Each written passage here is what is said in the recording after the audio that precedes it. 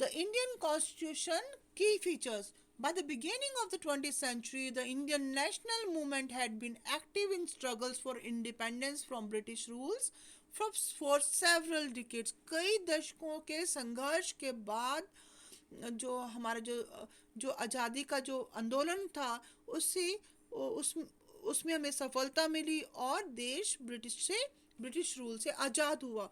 During the freedom struggle, the nationalists had devoted a great deal of time to imagine and planning what a free India would be like. तो बहुत दशकों से उन्होंने अपना कोशिश करने के बाद इंडिया को भारत को एक कैसा फ्री इंडिया होना चाहिए ये उनके माइंड में उन्होंने इमेजिन किया, उन्होंने प्लान किया that that India the long experience of authoritarian rule under the colonial state convicted convinced Indians that free India should be a democracy in which everyone should be treated equally and be allowed to participate in the government.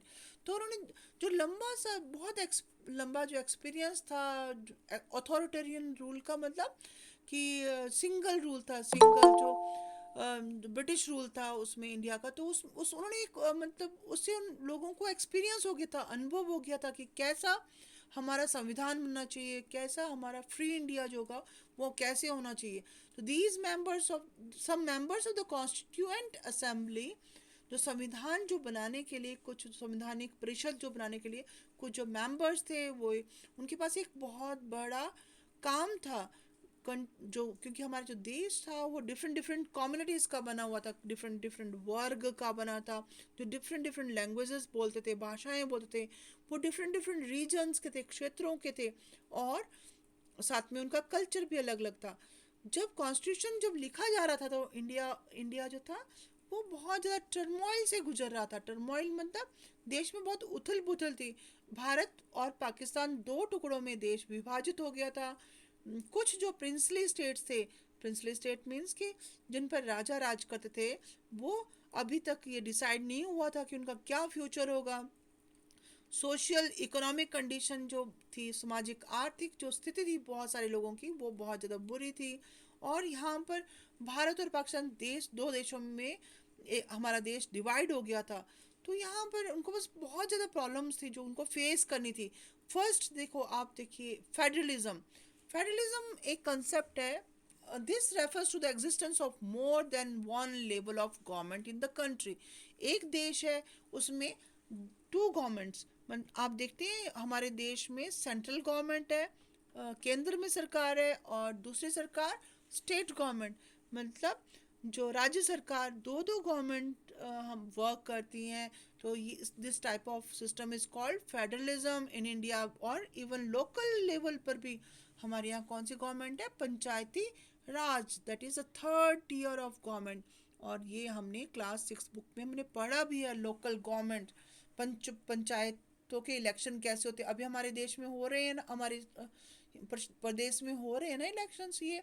तो इनको बोलते हैं जो different local local self government बोलते हैं. Vast number of communities in India mean that A system of government. ऐसा government का system बनाना पड़ेगा जिसमें कि जो नई दिल्ली के जैसे लोग हैं, जो कैपिटल सिटीज़ के लिए अलग है, या अर्बन अर्बन जो गवर्नमेंट है वो अलग होती है, शहरी गवर्नमेंट, और जो गांव की जो गवर्नमेंट है दैट इज रूरल गवर्नमेंट. तो they have the different government are there in the different places, urban, rural, as well as. तो सेंटर में सेंट्रल गवर्नमेंट जो, और देन स्टेट गवर्नमेंट. हर स्टेट जितने भी इंडिया में है तो उनमें state government is there. That is the concept of federalism. India is a federal country. संघीय सरकार है यहाँ पर. More than one government is there. तो उनका कैसे कोऑर्डिनेशन रखना है, उनको कैसे वो चलेंगे, कैसे वर्क करेंगे, तो ये that must be kept in the mind. Second, parliamentary form of government. Government का फॉर्म क्या है, पार्लियामेंट्री, संसद है. हमारे यहाँ आपको पता है संसद है, वहाँ पर कानून बनते हैं. हम जो जो रिप्रेजेंटेटिव को चूज करके यहाँ से भेजते हैं, वो प्रतिनिधि हमारे लोकसभा में हमारे हितों की बात रखते हैं, और वो वो कोई भी जो बिल इंट्रोड्यूस होता है, कोई कानून पास होता है या कोई भी मसौदा तैयार होता है, तो उसमें अपनी राय वो जो है वो देते हैं, और वो कानून को पास करने में हेल्प करते हैं। Constitution of India guaranteed universal adult suffrage for all citizen. सारे नागरिकों को अधिकार मिला हुआ है कि समान नागरिक का अधिकार है, दैट इज कि राइट टू वोट। जो भी 18 साल से ऊपर हैं उनको वोट देने का अधिकार है। When they are making the constitution, the members of the constituent assembly felt that the freedom struggle had prepared the masses for universal adult suffrage. की जो हमारा जो आंदोलन था स्वतंत्रता के लिए, जो आंदोलन संघर्ष था, उसमें उसमें उस संघर्ष के कारण हर को अधिकार होना चाहिए कि वो हर एडल्ट जो कि 18 साल एज का है, उस वो क्या कर सकता है, वोट दे सकता है, और without any discrimination on the basis of gender, caste, class. तो यहाँ पर हमारे देश में ना बहुत सारी जातियाँ हैं, रिच और पुअर क्लास है, जेंडर मेल और फीमेल। जो males they are more dominant and females they have the lower position in the society. तो this is, there are many differences in this. Third is separation of power. Separation of power, तो आप देखते हो कि यहाँ पर 3 organs है government के। गवर्नमेंट जो है 3 ऑर्गन्स के थ्रू वर्क करती है। देखिए, सबसे पहले है लेजिस्लेचर। Legislature law making. आप देख रहे हैं जो संसद है वहाँ पर कानून बनते हैं और वहाँ पर कानून पारित होते हैं। सेकेंड है देखो एग्जीक्यूटिव, जो आपके एडमिनिस्ट्रेशन वर्क है, जो भी एडमिनिस्ट्रेशन करते हैं अथॉरिटीज़ हैं वो एग्जीक्यूटिव कहलाते हैं। और जुडिशरी, जजेस, कोर्ट, कोर्ट सिस्टम जो है दैट इज जुडिशरी। तो वो 3 चीज़ें, 3 ऑर्गन्स है गवर्नमेंट के। The executive is a smaller group of people who are responsible for implementing laws. वो कानून ऐसे, मतलब एग्जीक्यूटिव जो है छोटे स्मॉल ग्रुप ऑफ पीपल हैं जो कि लॉज को, कानून को इम्प्लीमेंट करते हैं और गवर्नमेंट को रन करते हैं, चलाते हैं। जुडिशरी, जुडिशरी जो है जजेस है। तो जजेस क्या करते हैं, it refers to the system of courts in the country. देश में जो कोर्ट का सिस्टम है उसको चलाते हैं। In order to prevent the misuse of power by any branch of the state, the constitution says that each of these organ should exercise different powers. हर organ की जो पावर्स हैं, शक्तियाँ हैं, वो डिफरेंट डिफरेंट है। और जो एक जो संविधान है वो उन पर चेक रखता है, उन पर एक कंट्रोल रखता है, और balance of power between the 3 organs of government. तो यहाँ पर आप फर्स्ट फेडरेशन पढ़ रहे हैं, second parliamentary form, third separation of power is there. Okay, तो 3 types of thing are there. एक आप नेक्स्ट पढ़ रहे हैं fundamental rights. The sections on fundamental rights has been refer to the constituents of Indian constitution. भारत में जो संविधान है उसमें हमारे मौलिक अधिकार, फंडामेंटल राइट्स हैं, इसमें इसके बारे में भी लिखा गया है। Colonial rule had created a certain suspicion of the state in the minds of the nationalist and they wanted to ensure that a set of return rights. हमारे संविधान में लिखे हुए अधिकार हैं, मौलिक अधिकार किस फॉर्म में लिखे हुए हैं, ताकि जो स्टेट है वो अपने पावर्स को यूज ना कर सके। Fundamental rights protect citizens against the arbitrary and absolute exercise of power by the state.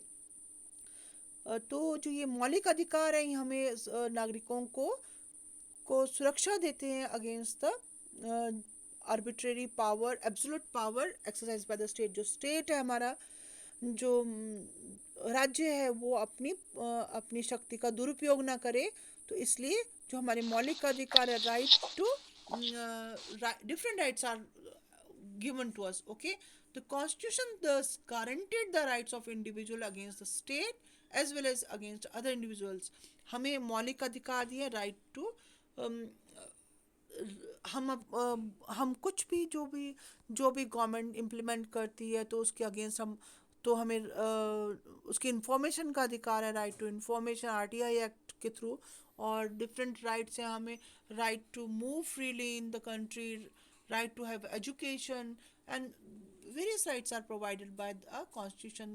Dr. Ambedkar, they has said about these rights, their object is twofold. The first objective is that every citizen must be in a position to claim those rights: right to freedom, right against exploitation, right to freedom of religion, कोई भी religion धर्म हम choose कर सकते हैं और उनको follow कर सकते हैं।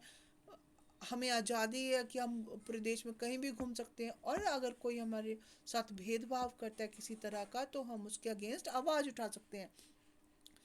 तो पहला ऑब्जेक्टिव क्या है कि every citizen must be in a position to claim those rights, इन जो अधिकारों को क्लेम कर सकते हैं वो, कि हमें ये अधिकार मिले हुए हैं, और they must be binding upon every authority that has got the power to make laws.